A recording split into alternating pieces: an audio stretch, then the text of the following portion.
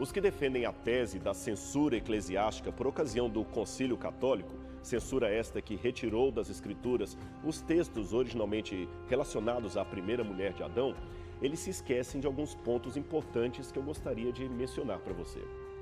O concílio, reunido pelo Papa Paulo III e realizado de 1545 até 1563, era um movimento marcado pela luta contra a reforma protestante de Martinho Lutero e nada tinha a ver com esconder textos para reforçar a submissão das mulheres. É claro que os autos do concílio falam da obrigatoriedade de tornar os conventos femininos, especialmente da Alemanha, enclausurados para que as freiras não tivessem contato com o mundo exterior. Mas isto se devia especialmente à situação de Münster, onde as freiras estavam abandonando o convento para se unirem ao movimento protestante.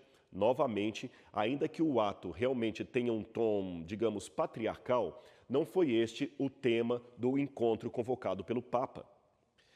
Ademais, temos hoje cópias do livro do Gênesis mas muito anteriores ao Concílio de Trento.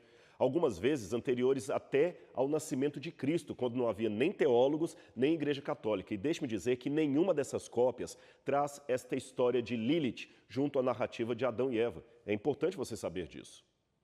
Quanto ao texto de Isaías, também é importante dizer que, muito provavelmente, não se trata de um nome próprio original hebraico. Vários especialistas no idioma hebraico antigo sugerem que ali no texto, a palavra Lilith tanto podia se referir a um indivíduo quanto a uma classe de criaturas horripilantes.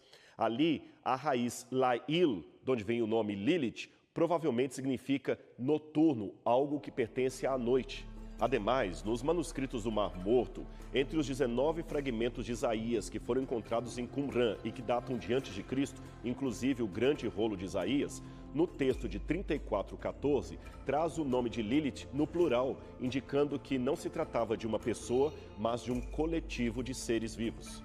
Sendo assim, a ideia mais evidenciável é a de que Isaías estaria falando de Liliths no plural e não de uma pessoa chamada Lilith. Os manuscritos do Mar Morto, você sabe, são 1000 anos mais antigos que os textos hebraicos que hoje nós possuímos, que viriam da Idade Média.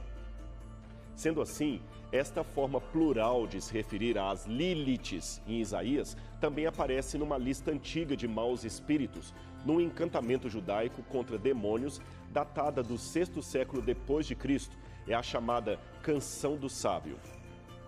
Portanto, podemos concluir que Lilith não seria um nome próprio, mas um tipo de demônio ou animal noturno ligado ao mau agouro. Por isso que alguns tradutores verteram o texto de Isaías por coruja noturna, o que é perfeitamente plausível do ponto de vista gramatical. Segundo o léxico hebraico, Lilith significa deusa conhecida como um demônio da noite ou que assombra os lugares desolados de Edom, animal noturno que habita em lugares desolados. Existe ainda uma antiga tradução da Bíblia para o grego chamada Septuaginta, que foi composta antes mesmo do nascimento de Jesus Cristo.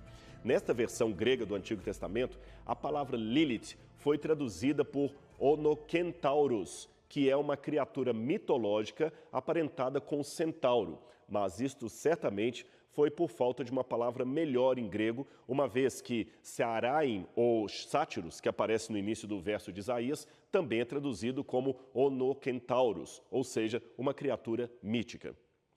Eu fiz esta menção da Septuaginta porque a acusação que fazem normalmente é que a igreja cristã, especialmente a igreja católica, retirou esta parte da Bíblia ou das traduções por conveniência do machismo teológico.